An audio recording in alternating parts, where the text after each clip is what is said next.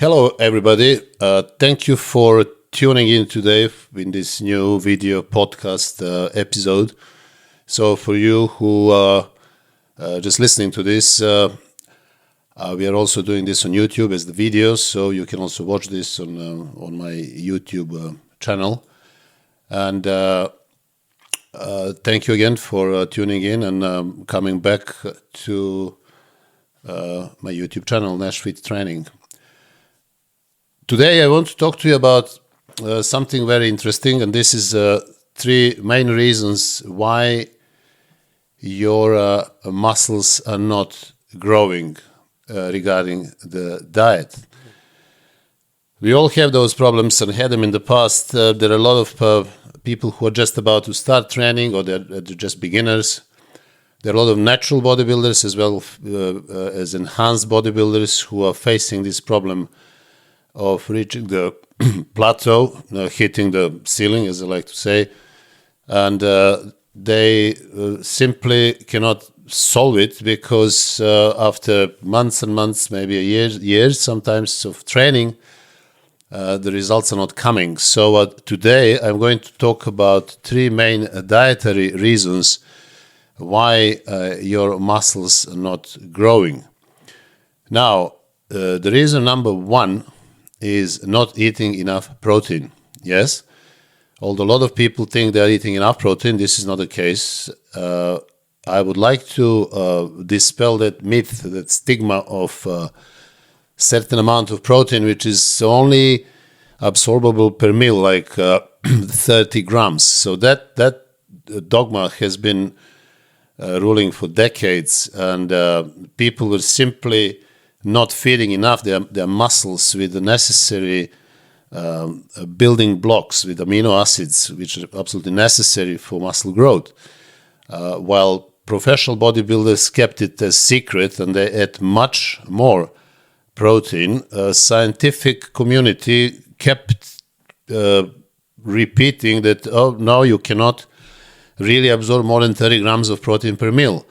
If that was the case, I can tell you that there would be no big guys around, not big bodybuilders, and we would more or less all look the same. But this is not the case. Good news is that even science has recognized now that we need more protein if you want to build muscles. And not just that, when people get over the certain age, they should actually reduce their amount of carbohydrates and increase amount of protein, simply for health reasons and longevity.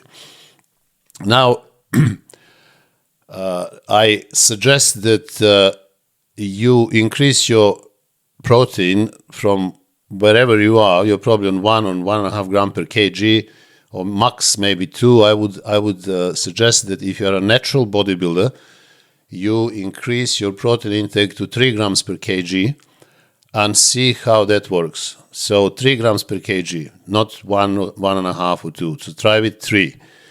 Now, you need to understand that professional bodybuilders sometimes they eat up to 5 or 6 grams of protein per kg in order to build that huge muscle mass.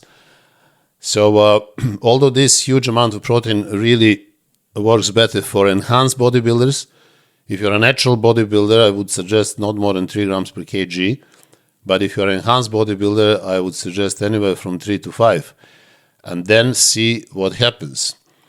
Now, if you increase your daily amount of protein as in amounts that I have suggested, you have to be careful decreasing the amount of carbohydrates, so you keep that necessary amount of calories, which will keep you lean while building muscle tissue.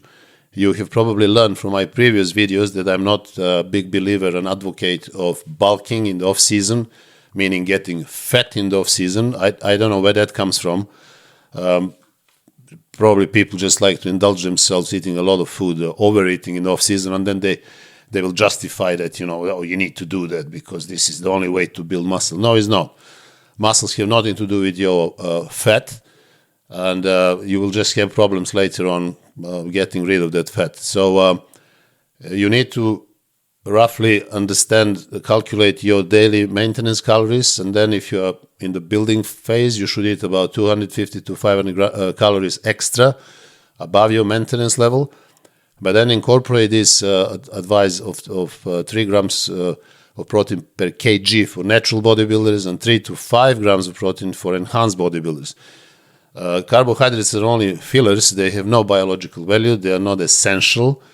As you know, there are only essential amino acids and fatty acids, but there is nothing essential with carbohydrates, so you don't really need them.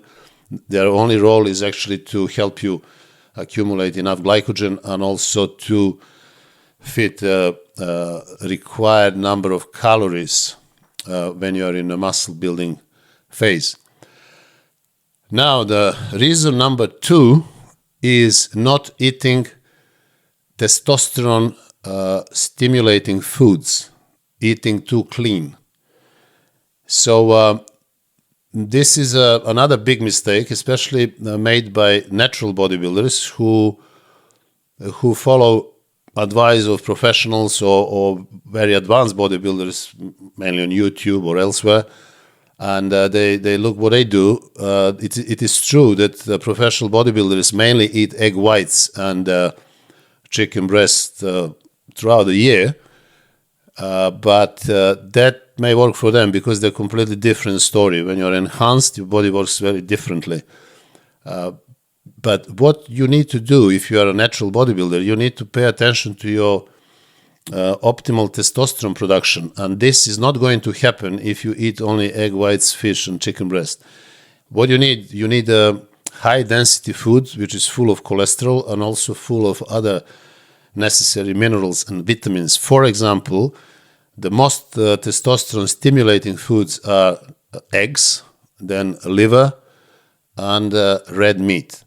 So these 3 foods are called superfoods. They're the only superfoods I came across. There is nothing else called superfood.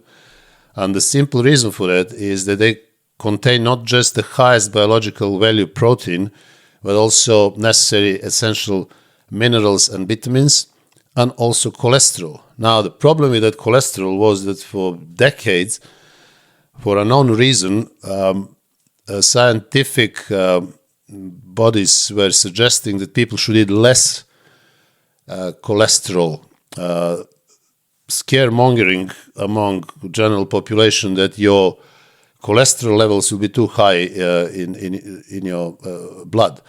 But if you know, or if you have ever tested or heard about most important markers when it comes to your blood test, they are clearly HDL, which is high density lipoprotein, and also triglycerides. Now, cholesterol in food has nothing to do with your amount of triglycerides and HDL.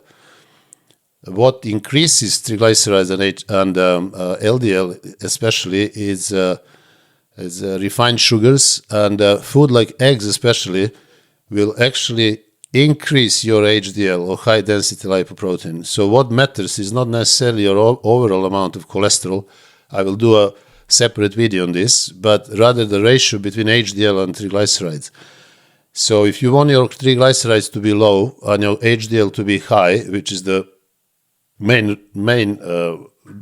markers for good metabolic health, you want to eat this cholesterol dense food like eggs, meat, and liver, and also you want to reduce your refined carbohydrates and carbohydrates in general, because they are the main culprit when it comes to high levels of very bad, very small LDL. But this is another story.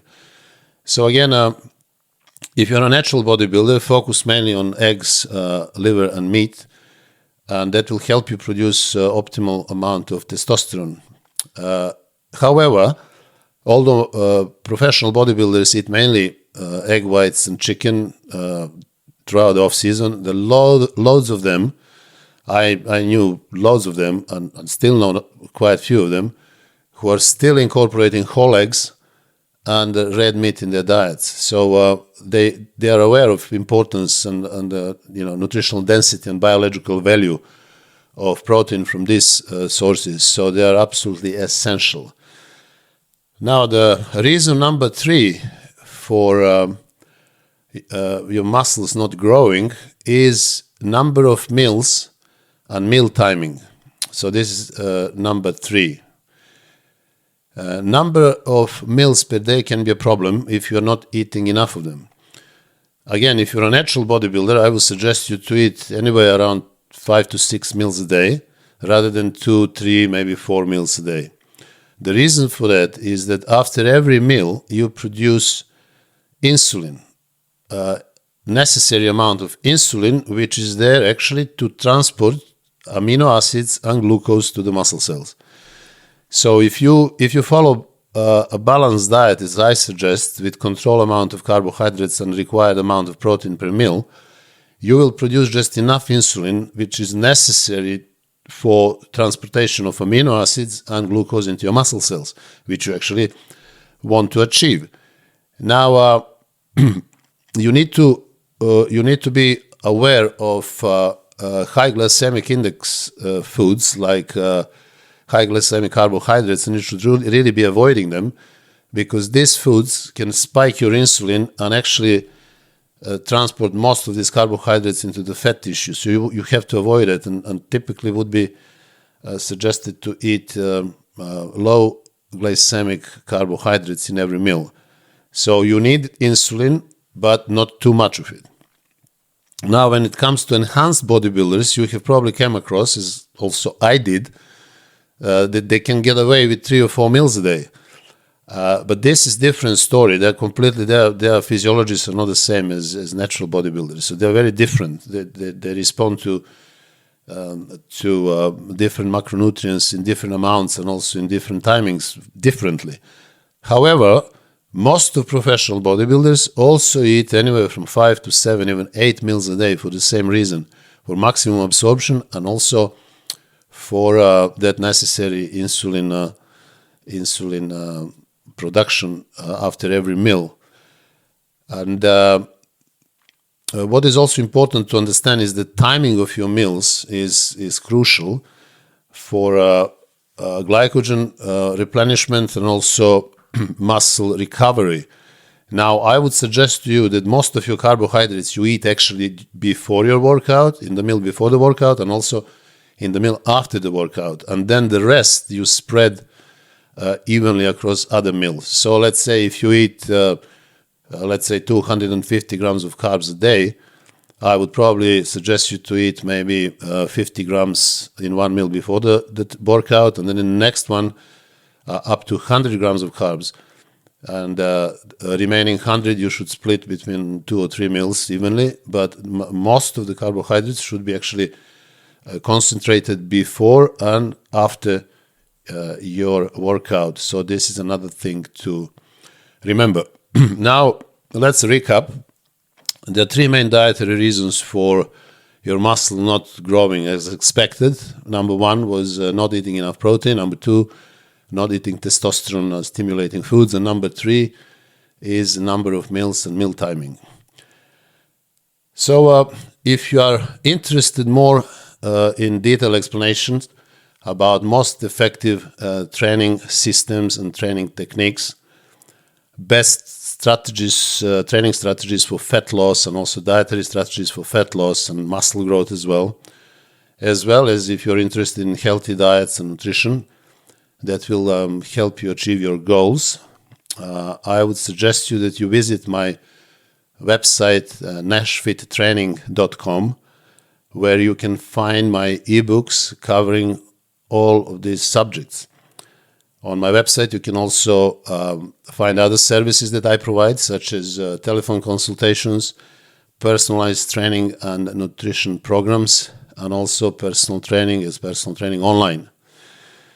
So I hope that you have enjoyed this video podcast, and if you did, please subscribe to my channel and also send me your comments because they're very important for others to learn from your experiences. Once again, thank you very much for tuning in, and I will see you in the next video podcast.